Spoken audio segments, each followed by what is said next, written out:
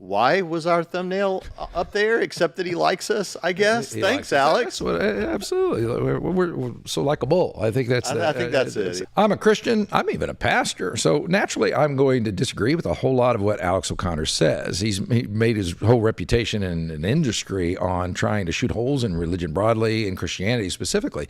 But he just released a video taking Christians to task, and I couldn't agree more. He and I hope all of you have found common ground in a principle that goes in after he talks about this stuff that I think is important to really lay down and get our heads around. And I love his opening, by the way, so check this out. Right, can everybody just chill out a little bit, please? Alex O'Connor just admitted it. Christianity might actually be true. He debated Christians for years, then admitted this about Jesus. Did Alex O'Connor convert to Christianity? Alex O'Connor is no longer an atheist? Alex O'Connor, no longer an atheist. Here's why. Alex O'Connor, no longer an atheist. Here's why. Part 2. Alex O'Connor just admitted this about... Okay. Now, here's the scoop that we have here at One Life Network. So Trinity Radio is a part of One Life Network, and Dr. Braxton Hunter, who's hosts that channel, is a good friend of ours. He's in our congregation, and his thumbnail is right there. He made the Alex O'Connor thumbnail. And but we'll talk about this more in depth, but this is Braxton. And so what did you think when you first saw that? Well, actually, I was pleased because I've had conversations with Alex before. We were supposed to debate the topic several years ago, and we didn't get the chance. So I was honored more than anything else, although there is more to say. Okay, there's more to say. So just stay tuned for that. But we have an insider view of some of what's going on. Watch this. Christianity. Did Alex O'Connor change his mind about Christianity? Are you ready to die, cosmic skeptic? Okay, that one actually sounds a bit like a threat, but I'm sure it's driving at the same thing. Okay, so what happened? Something super significant must have gone down to cause all of this ruckus. Well, I'll tell you. I recently had a conversation with Bear Grylls in which he asked me where my study of Christianity and theology has led me, and I told him, wait for it, that I think Christianity is more plausibly true than the new atheists do and than I did when I was a teenager. Can you believe it? But you've had such a journey and you've met so many amazing people and you've debated so many different angles and things. Yeah. Where's it led you to? It's led me to, well, I used to be quite on board with the new atheism stuff. I've spoken about this a lot on my show. What does that mean? You know, like the sort of Richard Dawkins, Christopher Hitchens, it was really popular, the debates that they were doing, they called it new atheism. Yeah. And it was this body of atheist thought with the God delusion, this kind of stuff, which was really popular. And it had this sort of quite strident, debate me bro kind of attitude. And I was really swept up by that. I thought that was really exciting and cool. And I was beginning to sort of shake that off and grow up a bit, essentially. And then running the podcast, what I've realized is that this is far more interesting and intricate. And I would say plausible than I'd given it credit for before. So, I'm still not a Christian. Not true, not even plausible, but just more plausible than I thought when I was a teenager. And it was actually a clip of this moment, which went out on my second YouTube channel, that caused all of these responses. I mean, can you believe it? A non-believer in God, like me, is willing to attribute more plausibility to Christianity than someone like Richard Dawkins or Christopher Hitchens, or indeed his own teenage self. Can you believe it? I mean, I can't think of a single explanation as to why that would be the case, except that he's secretly on the verge of some kind of grand conversion. No, he's too clever for that. He would never become a Christian. It must be that he's realized Christianity is cool again, and he wants to capitalize on an increased viewership by leaning into Christianity, thereby making a whole lot more money. Okay, so here's what really happened. Now, we, Braxton and I together did, in Trinity Radio, we ran that clip, and that was our thumbnail. And again, I agree with where he's going with this, because he's kind of taking people to task. He's got all kinds of reactions. Some people are saying he became a Christian, he believes now, and others, atheist friends, are saying, what in the world, you almost like you betrayed us, and others are saying he's capitalizing and all the rest. But Braxton, I'd like to get your angle on with the thumbnail that we did, because I kind of panicked a little bit, because I was like, oh gosh, did we say that? Did we make that claim? I didn't think we did. So I went back and watched, and I encourage you to watch our footage of that, because we thought it was really interesting and good. good. And something that he points out, but that you had to remind me of, was where that clip came from. Yeah. So as he just said, this is his. This is a second channel that just where he posts clips from his discussions, debates, and things like that. And here he chose that clip. Now, we don't choose clips typically because we hope that no one will watch them. Right. He clipped it out and he titled it that he thought that Christianity is more plausible than he once thought. So, okay, you titled it that, you chose that clip, obviously because you knew it would start a conversation. Now, again, I agree with you, Brett, on everything you're saying about, hey, we don't need to imply things about him or say things about him that aren't true. And if Christians are saying, oh, well, he's already a Christian and things like that, or about to be a Christian, well, that might be hopeful, but it might be deceptive what they're saying. But we didn't say anything like that in the clip. The most we said was at the end, hey, let's pray for Alex. Fact is, my thumbnail, our thumbnail, mirrored his pretty well. He said it's more plausible than I once thought. The thumbnail said more plausible than I once thought, or something like that. And the title was the most provocative thing. Famous atheist admits this about Christianity. Well, he did admit that about Christianity.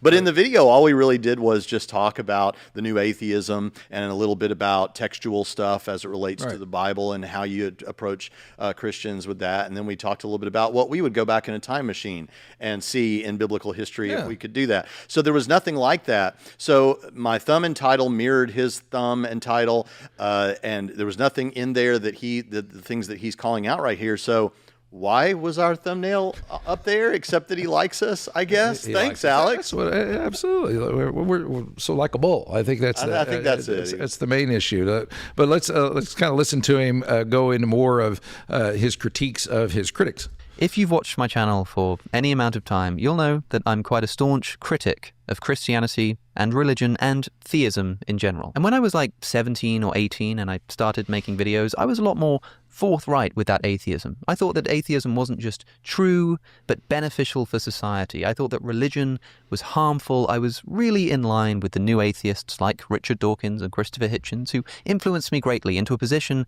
that religion is just this utterly irrational and evil force in the world. In the past decade, I've come to see this as something of a shallow view. I think it depends on the religious tradition, because they're quite different. I think it depends on the time in history. I think it depends on the cultural context.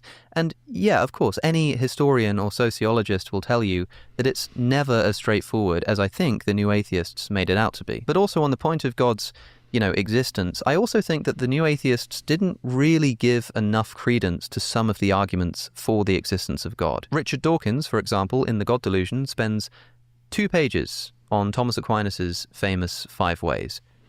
2 pages. And I think in a way that doesn't properly deal with the significance of the arguments that Aquinas was putting forward. Now look, I still don't believe in God. Okay. This is a huge point because I remember when the new atheism came out as early 2000s, and one of the criticisms at the time that we were making from the Christian side of the line was these guys kind of don't know what they're talking about in the sense of, and this is what we talked about on the video where we were talking about his plausibility thing.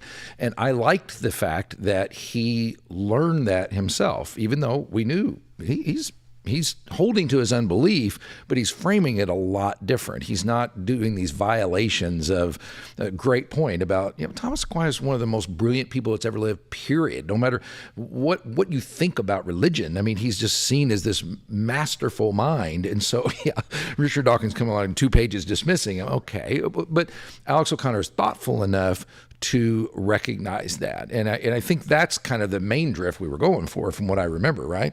Yeah, I think so. And to tell you the truth, I actually, his reaction here is, well, hey, the Christians are saying that I'm going to be a Christian, and the atheists are wishing I was like my old self and all of that. And my reaction is, I understand both sides of that. Now, that doesn't mean you need to deceptively, as a Christian, say that something's happening with Alex that isn't happening. But I understand and don't really blame either side for wanting him on their team, because we care what Alex thinks, because he's a winsome, interesting, thoughtful guy with all of these things. But I will tell you this, we will I may end up clipping some of those things out because that's helpful when you're talking to people on the internet who are atheists or people in your life who are atheists, and they bring up some of these things like, well, all these arguments have been totally debunked and nobody takes them seriously, to say, oh, actually, have you heard of Alex O'Connor? He's a well-known non-Christian, and yet we see he takes these seriously. I think that's a relevant point to make. And I think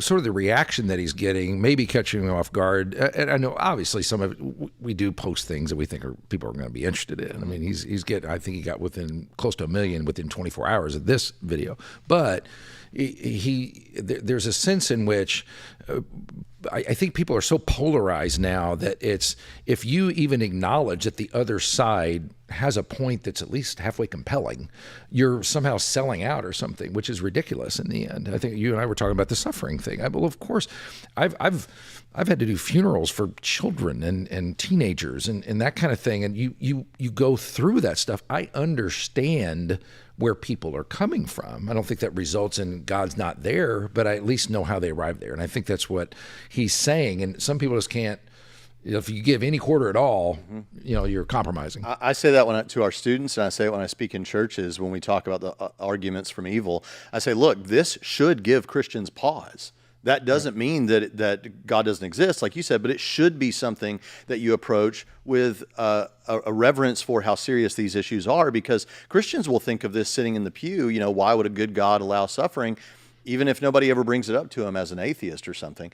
And so we should say, well, hold on, that is a relevant consideration that we need to take seriously. Oh, so you're an atheist now? Well, no, I'm not an atheist now, but I'm just saying. I happen to notice there might be a problem. Yeah, so I agree with him about this. Him coming to think it's more plausible doesn't mean, but now we would say as Christians, if you now think that, and you previously didn't think even that, then that is at least a step toward what we would hope would one day be the case. I'm not going to tell you, Alex, that I don't hope you one day become a Christian, but I'm not saying that you are.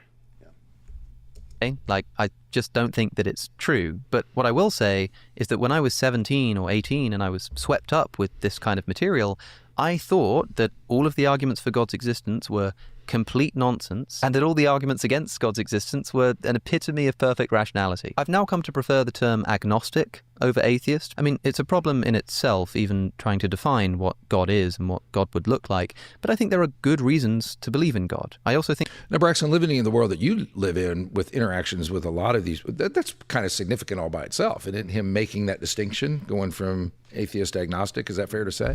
Yeah, because one of the big moves that's been going on since the new atheism, well, really before that, but it got really popular with the new atheism, was this idea of, well, I'm not holding the position that there is no God. I'm holding the position that I don't know whether there's a God.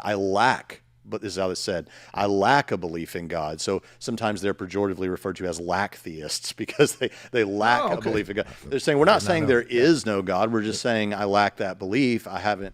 But see, that would put you classically in a position that we would term agnosticism. Right. Alex used to rail against that, but he's gone to, studied this stuff and studied theology now at an academic level. And now he knows, no, that's what that is. And that's agnosticism. So that kind of helps with a debate.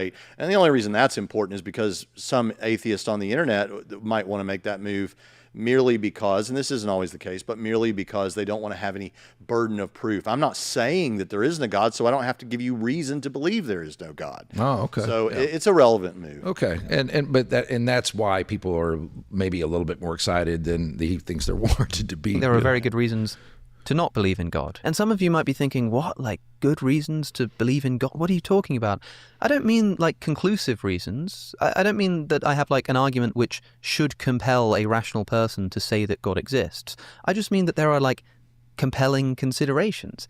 And look, I don't really want to go into them now, and I don't have time exactly, but that's not even the point, because all this video is a clip from a podcast in which, by the way, Bear Grylls just like asks me, where has this led you? And I say, since the beginning of my career? I mean, I think it's more plausible than I did when I was a teenager. That's it.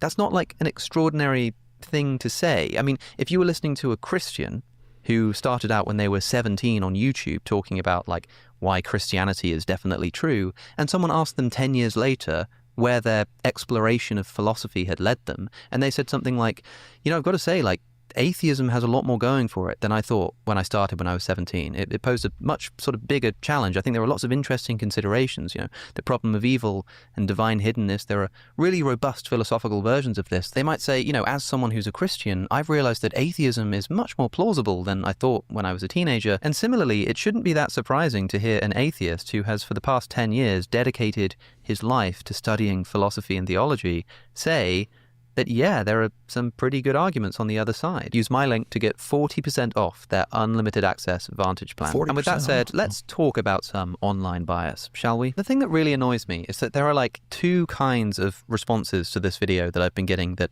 I don't like. One is from the Christian community who say, aha, I knew it. He's on the verge of conversion. He's definitely about to become a Christian, and we're just waiting for Jesus to fully open his eyes, or something like that. The second is from atheist listeners who think that I've essentially lost my mind. And that also tends to come along with this idea that I'm grifting, right? That I'm kind of trying to cotton onto a trend and, I don't know, make more money off, like, pretending to be nearly a Christian or something. Alex sees that there is a massive fascistic turn happening and is now becoming Christian to save his own skin.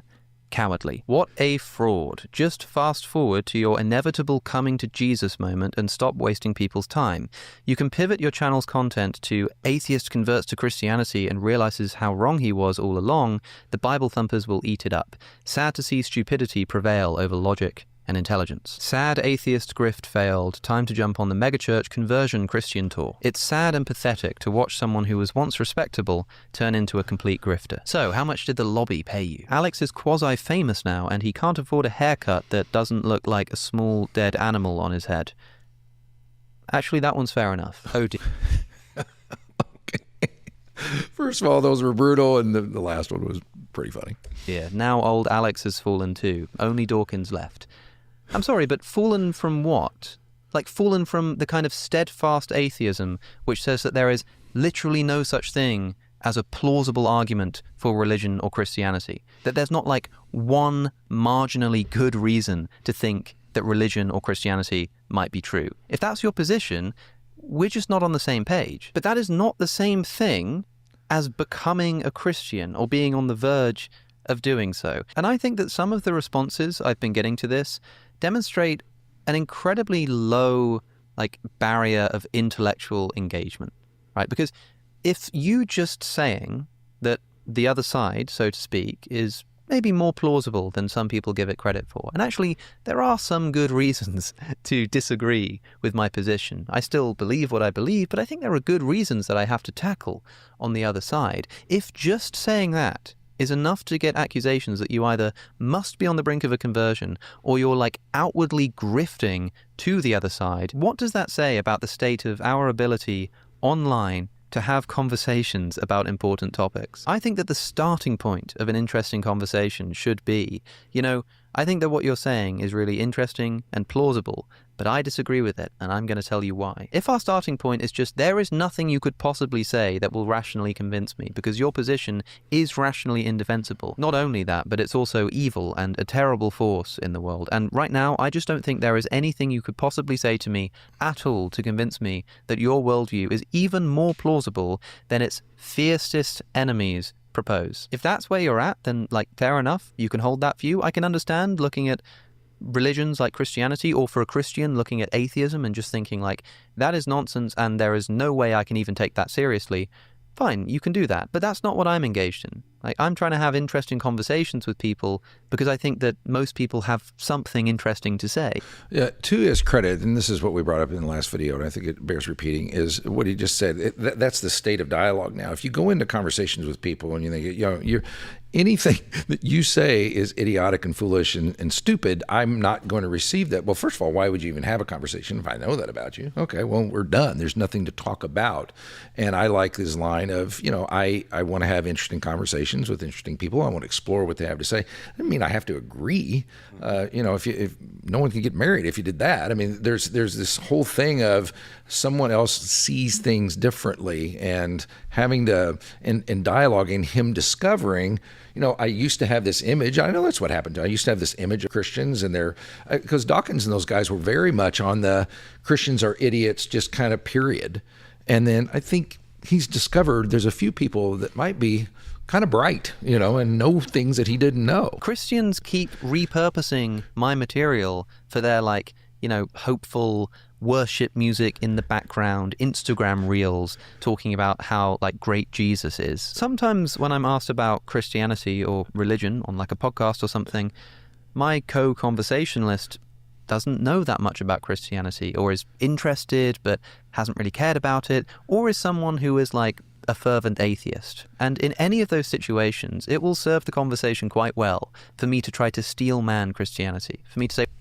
And this is so critical and so important, because steel manning Christianity, and here's the principle I wanted to get to that I talked about at the very beginning that I feel very passionately about, is no matter what side you are on, you have to follow what I would call the law of intellectual integrity. Integrity, just not only by itself, that's a thing you ought to have in your life, but intellectual integrity is being willing to say, okay, and I try to have this from my own, because it's centered in my Christ-centered worldview. I believe there is such a thing as objective reality. I believe that people can think about those things and reach those conclusions that are accurate to the world. But we have to do that, him going on both sides. I mean, the atheist comments were pretty brutal, just automatically. But at the same time, I'm talking about Christians kind of pulling quotes and putting the music behind it, pulling them out of context. That's not okay. Even if I believe, we're trying to reach people for Christ, you can't reach people for Christ and do it in a way that lacks integrity and pulls people out of context and does manipulative things and all that kind of stuff. You have to stay committed to that. And I think he's kind of run into the buzzsaw that we all need to be cautious on. Yeah, and I don't know who made the clips. There's a clip that he covers in this video. I don't know if we'll get to it, where we see that, he does make a good case that he said something that sounded really beautiful about Christianity, about something Jesus did, and then immediately after, where they didn't clip this part, right? But he said, actually, I don't think that's supposed to be in the Bible. It's an interpolation. Well, that... to my mind, he kind of demonstrated that person did that somewhat deceptively. Yeah. And what I want to say is, first of all, anyone who's doing that should, if you're a Christian, repent. That's not how we're supposed to be doing things. But on the other hand, I just want to say real quick that there are a lot of young people who are making YouTube channels right now after school and YouTube video content, and they may not be so mature right now. So it's good that we have this conversation to tell them, don't do that. Get people in their context. Alex is really helpful in what he's saying just because he demonstrates what a search for truth looks like. Yeah, and as he does that, he has his worldview's expanded, and he's talked to very intelligent people, and he's learned a lot, and he's moved, in our view, moved closer to the ultimate truth. But he can do that by pursuing the truth. It doesn't have to be done in any kind of fake way, any of that kind of thing. And that's what intellectual integrity is all about. Which actually was the point of our first video. The only thing we said about Alex himself in the first video was basically this guy looks like he's looking for truth and doing it in a way that makes sense. So I applaud that. Yeah, and that's very refreshing, and that was our point. And it is refreshing that people that want to have those dialogues. And so if you love having those kind of dialogues, we say at One Life Network, we want to be where faith and curiosity meet.